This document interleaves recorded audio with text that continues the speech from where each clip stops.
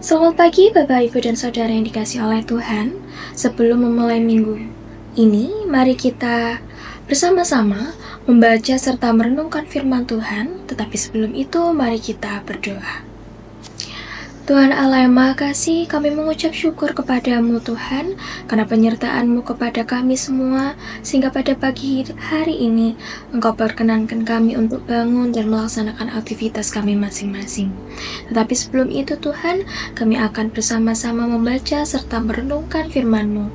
Kiranya Engkau menyertai Tuhan, Engkau juga memimpin kami, sehingga firman-Mu yang kami baca pada pagi hari ini dapat kami pahami dan dapat kami lakukan di dalam hidup kami masing-masing. Berfirmanlah Tuhan, kami siap untuk mendengarkan. Di dalam nama Tuhan kami Yesus Kristus, inilah seruan doa kami. Amin. Bapak, Ibu, dan Saudara yang dikasihi oleh Tuhan, bacaan kita pada pagi hari ini tertulis di dalam Mazmur pasal 126 ayat 1-6. Demikianlah firman Tuhan. Pengharapan pemulihan Israel, nyanyian ziarah. Ketika Tuhan memulihkan keadaan Sion, keadaan kita seperti orang yang bermimpi. Pada waktu itu mulut kita penuh dengan tawa dan lidah kita dengan sorak-sorai. Pada waktu itu dikatakan di antara bangsa-bangsa, Tuhan telah melakukan perbuatan besar kepada mereka. Tuhan telah melakukan perbuatan besar kepada kita, maka kita bersukacita. Pulihkanlah keadaan kami, ya Tuhan, seperti memulihkan batang air kering di tanah Negeb. Orang yang menabur dengan bercucuran air mata akan menuai dengan bersorak-sorai. Orang yang pergi dengan menangis sambil membawa kantong benih pasti pulang dengan sorak-sorai sambil membawa berkas-berkas gandumnya. Amin. Demikianlah firman Tuhan pada hari ini Bapak Ibu. Berbahagialah setiap kita yang mau membaca, merenungkan, terlebih dapat melakukan firman Tuhan di dalam hidup kita masing-masing. Shalom, selamat pagi Bapak Ibu. Pada pagi hari ini kita telah bersama-sama membaca Mazmur Daud yang dia tulis sebagai ucapan syukur bangsa Israel karena telah keluar dari masa pembuangan, yaitu di tanah Babel, kemudian dipulihkan oleh Tuhan. Mereka mengalami pemulihan dan keluar dari tanah tersebut kembali kepada tanah mereka, yaitu di Sion, di Yerusalem. Bapak, Ibu, dan Saudara yang terkasih, pembuangan di Babel merupakan hukuman dari Tuhan atas ketidaktaatan dan juga ketidaksetiaan bangsa Israel. Mereka telah menyimpang dari jalan Tuhan, menyembah berhala, melanggar perjanjian yang sudah dibuat dengan Tuhan. Pada saat itu, sebelum terjadinya masa pembuangan, sebenarnya Nabi Yeremia dan juga Nabi Yeskiel sudah memperingatkan kepada bangsa Israel bahwa ketika mereka melakukan pelanggaran dan tidak setia terhadap Tuhan, melanggar perjanjiannya dengan Tuhan, maka bangsa itu sudah pasti akan mendapat hukuman. Akan tetapi bangsa Israel pada saat itu masih bebal Bapak Ibu, mereka tetap melanggar perjanjiannya dengan Tuhan. Mereka pada saat itu memilih untuk keluar dari jalan Tuhan, yaitu menyembah berhala. Hal itu melukai hati Tuhan Bapak Ibu. Oleh sebab itu kemudian Tuhan menghukum mereka melalui masa pembuangan ke tanah Babel, ke tanah di mana mereka menjadi orang-orang asing. Mereka terasing di tanah Babel. Dan sebelum ke tanah Babel, mereka juga kehilangan harta benda mereka, juga beserta rumah mereka.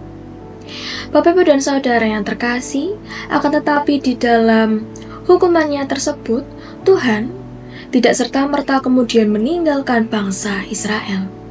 Di dalam kesulitan yang dihadapi oleh bangsa Israel ketika mereka berada di masa pembuangan, Tuhan tidak meninggalkan begitu saja Bapak Ibu. Tuhan tetap menyertai bangsa ini.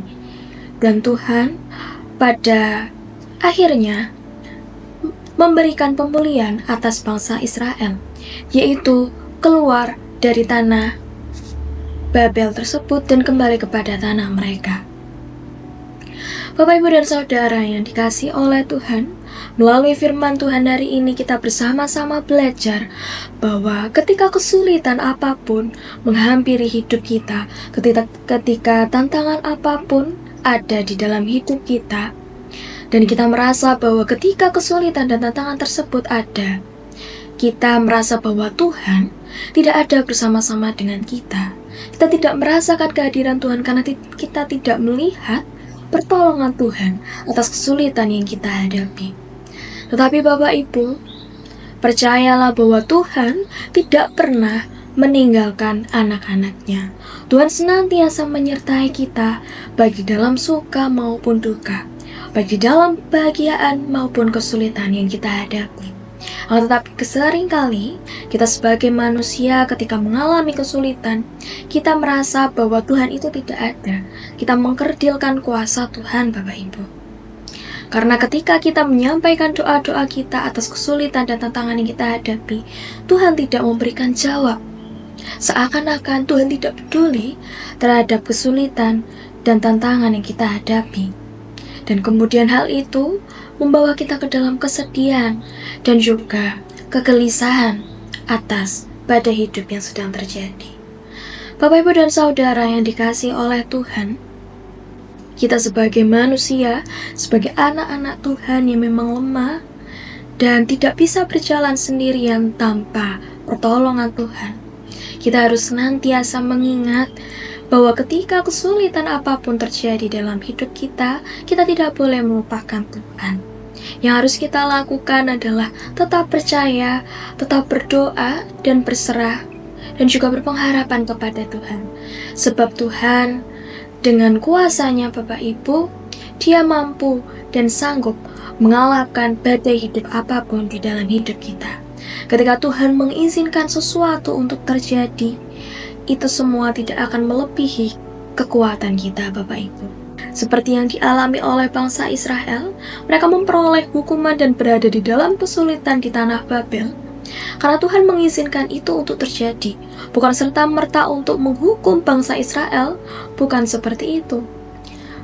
Pembuangan tersebut diizinkan oleh Tuhan untuk terjadi, untuk kembali mendekatkan hubungan Tuhan yang sudah jauh dengan bangsa Israel. Karena bangsa Israel sudah melupakan Tuhan dan memilih untuk menyembah berhala.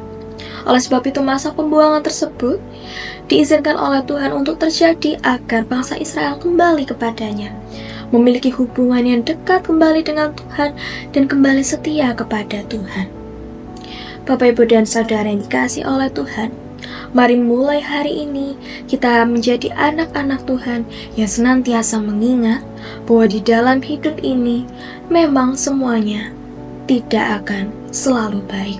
Akan ada hari di mana kita mengalami kesulitan dan pencobaan, tetapi tetaplah percaya bahwa di balik kesulitan Tuhan menyediakan pelangi sehabis hujan.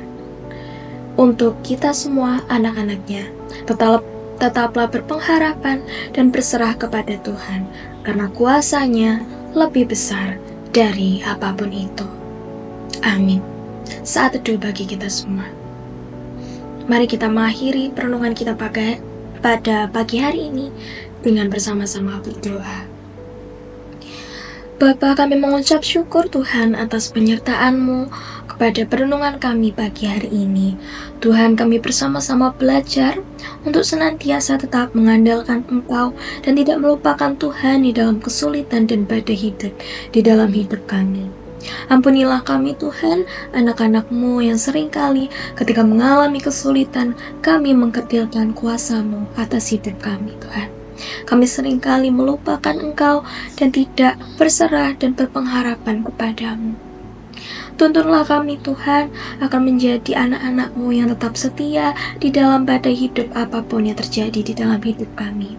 Tuntunlah kami untuk senantiasa tetap menyembah Engkau Tuhan, baik di dalam suka maupun duka di dalam perjalanan hidup kami. Kami percaya Tuhan bahwa kuasa-Mu dapat mengalahkan apapun itu, dan pelangi-Mu selalu hadir setelah hujan. Apapun badai hidup yang terjadi di dalam hidup kami tidak akan melebihi kekuatan dan kemampuan kami, dan Engkau senantiasa menyertai kami Tuhan. Inilah seruan dan doa kami Tuhan. Kami serahkan doa kami ini hanya ke dalam satu nama, Tuhan kami Yesus Kristus, Sang Juru Selamat kami yang hidup. Amin. Selamat beraktivitas Bapak Ibu, selamat pagi.